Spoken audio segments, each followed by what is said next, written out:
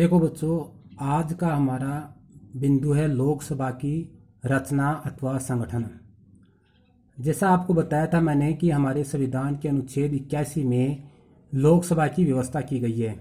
मैंने आपको ये भी बताया था कि लोकसभा संसद का प्रथम सदन है, निम्न सदन है, जनप्रतिनिधि सदन है या लोकप्रिय सदन भी कहा जाता है। लोकसभा की रचना निम्न प्रकार से होती है। पहला बिंदु आता है इसका सदस्य संख्या कि लोकसभा में कितने सदस्य होते हैं। तो देखो, हमारे मूल संविधान में लोकसभा की अधिकतम सदस्य संख्या 500 निर्धारित की गई थी। संसद इसमें समय समय पर परिवर्तन करती रही है। आपके गोवा दमन द्वीप अधिनियम, गोवा दमन द्वीप पुनर्गठन अधिनियम 1987 के अनुसार लोकसभा की अधिकतम सदस्य संख्या 552 हो सकती है। कितनी हो सकती है? 552 हो सकती है ना। और इन 552 में आपके 530 सदस्य तो राज्यों के निर्वाचन क्षेत्रों से निर्वाचित किए जाते हैं और अधिकतम 20 सदस्य केंद्र शासित प्रदेशों से निर्वाचित किए जाएंगे। केंद्र शासित अर्थात संघीय क्षेत्रों से निर्वाचित किए जाते हैं। 2 सदस्य राष्ट्रपति द्वारा आंग्ल भारतीय समुदाय के निर्वाचित किए जाते हैं। इस प्रकार 530 प्लस 20 प्लस 2 कितने हो गए? अधिकतम कितने हो सकते हैं? 552 हो गए। 552 हो सकते हैं। अब वर्तमान में इसकी सदस्य संख्या कितनी है? तो देखो, वर्तमान में लोकसभा की सदस्य संख्या 545 है। तो जब आपसे ये पूछा जाए कि लोकसभा की अधिकतम सदस्य संख्या कितनी हो सकती है, तो कितनी हो सकती है? 552 है। और वर्तमान में कितनी है? तो वर्तमान में है 545। इन 545 में आपके 530 सदस्य तो राज्य निर्वाचन क्षेत्रों से निर्वाचित किए जाते हैं तथा 13 सदस्य अधिकतम 20 में से वर्तमान में केंद्र शासित प्रदेशों से कितने होते हैं? 13 सदस्य केंद्र शासित क्षेत्रों से निर्वाचित किए जाते हैं और 2 सदस्य आंग्ल भारतीय समुदाय के राष्ट्रपति द्वारा मनोनीत किए जाते हैं। इस प्रकार आपके 530 प्लस 13 प्लस 2 इक्वल टू कितने हो गए? 545 सदस्य जो आपके लोकसभा में निर्वाचित होते हैं। दूसरा बिंदु आता है आपके निर्वाचन कि लोकसभा के सदस्यों का निर्वाचन कैसे होता है। तो देखो, लोकसभा के सदस्यों का निर्वाचन प्रत्यक्ष रूप से भारत के वयस्क मतदाताओं द्वारा किया जाता है। वयस्क मतदाता उसको कहा जाता है जिसकी आयु 18 वर्ष पूर्ण हो चुकी है और जिसका अपने क्षेत्र के मतदाता सूची में नाम है। वही उम्मीदवार अपने क्षेत्र से किसी प्रतिनिधि को मतदान कर सकता है। लोकसभा के सभी निर्वाचन क्षेत्र आपके एकल सदस्य अर्थात एक निर्वाचन क्षेत्र में एक से अधिक उम्मीदवार चुनाव में खड़े हो सकते हैं और चुनाव लड़ सकते हैं, लेकिन उनमें से जो सबसे ज्यादा मत प्राप्त करता है उसी व्यक्ति को निर्वाचित किया जाता है। इस प्रकार एक निर्वाचन क्षेत्र से एक ही उम्मीदवार निर्वाचित होता है। अब आती है बात आपके कि लोकसभा के उम्मीदवार बनने के लिए व्यक्ति में कौन कौन सी योग्यताएं होनी चाहिए। तो लोकसभा का उम्मीदवार बनने वाले सदस्य में निम्नलिखित योग्यताओं का होना आवश्यक है। सबसे पहली योग्यता है कि वह भारत का नागरिक होना चाहिए। प्रथम योग्यता क्या होनी चाहिए? वह भारत का नागरिक होना चाहिए। उसके बाद में दूसरी योग्यता है कि उसकी आयु 25 वर्ष या उससे अधिक होनी चाहिए। या तो 25 वर्ष की आयु उसने पूरी कर ली है या 25 वर्ष से अधिक आयु का हो चुका है। वही उम्मीदवार जो है आपके लोकसभा का, वही व्यक्ति लोकसभा का सदस्य बन सकता है। फिर तीसरी योग्यता है कि वह केंद्र सरकार या राज्य सरकार के अधीन किसी लाभ के पद पर कार्यरत नहीं होना चाहिए, अर्थात केंद्र सरकार हमारी या हमारी राज्य सरकार में कोई कर्मचारी नहीं होना चाहिए। चौथी योग्यता है उसकी कि वह किसी न्यायालय द्वारा पागल तथा दिवालिया घोषित नहीं होना चाहिए। ये आपके 4 उसकी योग्यताएं दी रखी है। ये 4 योग्यताएं पूरी करने वाला व्यक्ति लोकसभा के निर्वाचन के लिए अपना आवेदन कर सकता है। इसके अलावा संसद समय समय पर जो आपके संसद सदस्यों के लिए योग्यताएं निर्धारित करती है उनको भी वो पूरी करने वाला होना चाहिए। इसके बाद में अगला बिंदु आता है आपके कार्यकाल कि लोकसभा का कार्यकाल कितना होना चाहिए।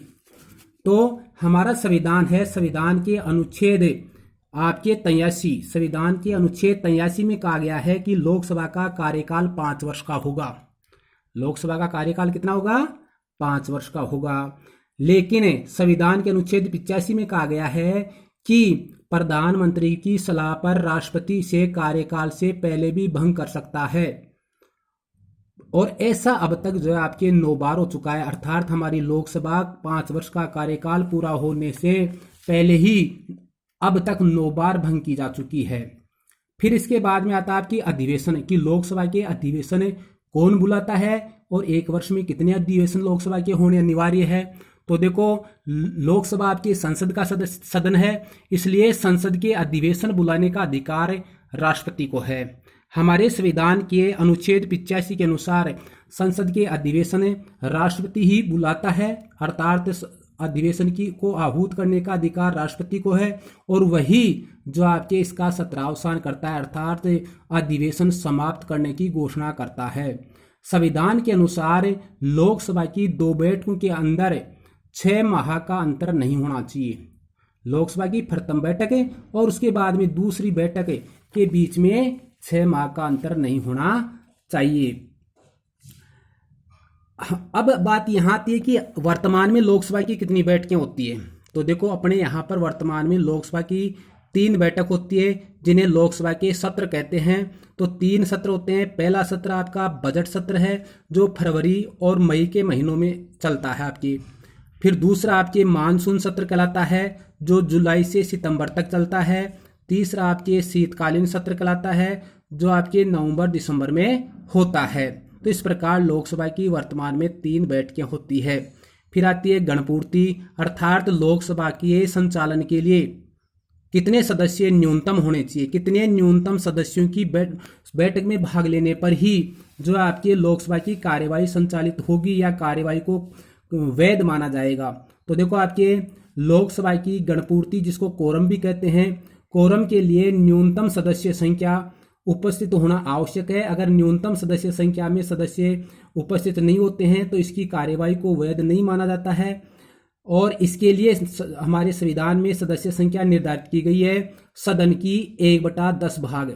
जैसे लोकसभा में 545 सदस्य हैं, तो न्यूनतम जो है आपके 55 सदस्य बैठक में उपस्थित होने चाहिए। अगर 55 से कम सदस्य रहते हैं तो उसको आपके कोरम के अभाव में जो है बैठक को स्थगित कर दिया जाता है, या कम सदस्यों वाली बैठक में कोई निर्णय लिया जाता है तो उसको वैध नहीं माना जाता है।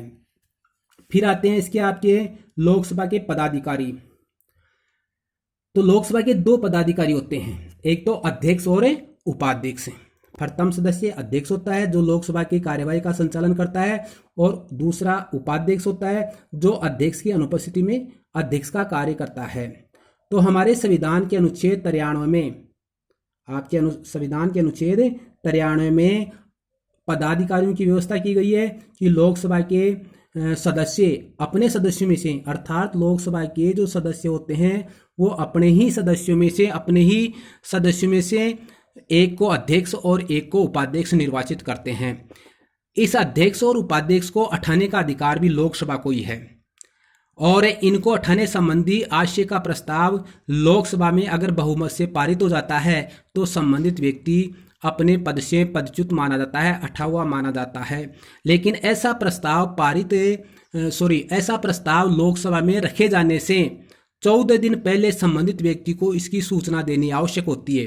अगर अध्यक्ष को पद से हटाया जा रहा है तो 14 दिन पहले अध्यक्ष को इसकी सूचना देनी होती है कि आपके विरुद्ध में जो है आपको पद से हटाने का प्रस्ताव रखा जाने वाला है। इसके अलावा देखो, आपके लोकसभा के जो पदाधिकारी होते हैं उनको संसद द्वारा समय समय पर निर्धारित किए गए वेतन और भत्ते प्राप्त होते हैं। ये था आपके संसद की लोकसभा की संरचना या संगठन है। और अगले अध्याय में हम लोकसभा के जो पदाधिकारी हैं उनके कार्यों का अध्ययन करेंगे।